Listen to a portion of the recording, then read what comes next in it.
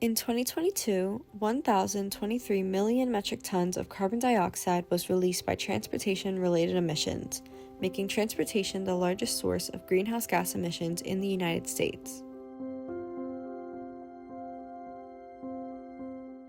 In this country, transportation is the biggest greenhouse gas economic sector.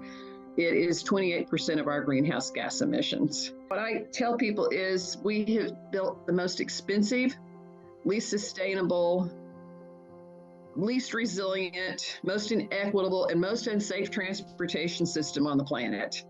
Over the next 20 years, we need to work towards finding alternative fuels and options to increase clean transportation. One reason why this is so important is because transportation pollution greatly affects health. There's a direct correlation between the amount that you drive and your health. The more you drive, the less healthy you are. Every year, around 7 million deaths occur due to exposure to air pollution. Transportation pollution can negatively affect the central nervous system and can cause stroke, respiratory diseases, and cardiovascular diseases. Furthermore, Black or brown communities face the most of these effects due to their close proximity to major highways. Many interstates and highways were built through low-income communities because they were able to run over those communities, so they are particularly impacted. Black and brown communities have been deliberately targeted as a site to place roadways as a result of intentional racial discrimination in infrastructural and environmental policymaking, resulting in major health disadvantages. For example, in Hunts Point, the Bronx, the population is 98% Black or Hispanic. This area is also known as Asthma Alley because it has some of the worst air pollution levels in the U.S. More than 78,000 vehicles travel through Hunts Point daily, with more than 12% of adults in Hunts Point living with asthma. The South Bronx has one of the highest rates of asthma in the country, and is also one of the poorest districts. Compared to Manhattan, the asthma-related emergency room visits are almost double. Hospitals fix these health issues such as asthma with the Band-Aid approach, but we should be fixing the root cause of this problem, the environmental inequality. With newer technologies now available, we can now support disadvantaged communities and implement these solutions.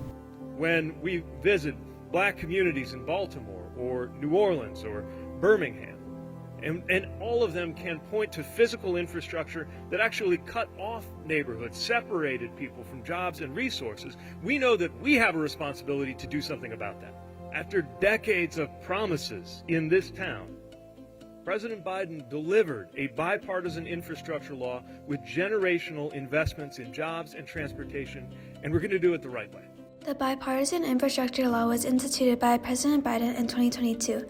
It authorizes up to $108 billion to support federal public transportation programs. Furthermore, the new Reconnecting Communities Competitive Grant Program of the Bipartisan Infrastructure Act also provides $195 million to fund reconstruction of infrastructure in disadvantaged neighborhoods.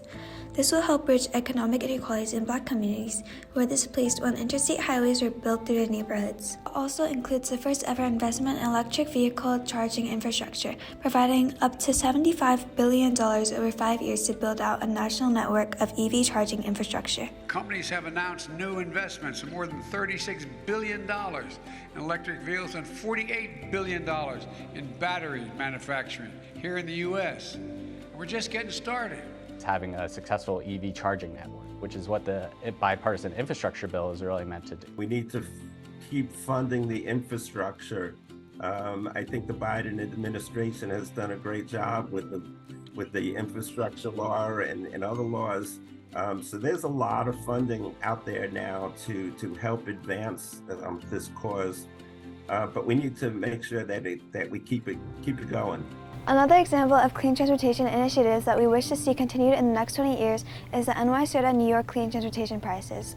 These prizes give grants to projects dedicated to furthering clean transportation technologies in disadvantaged communities.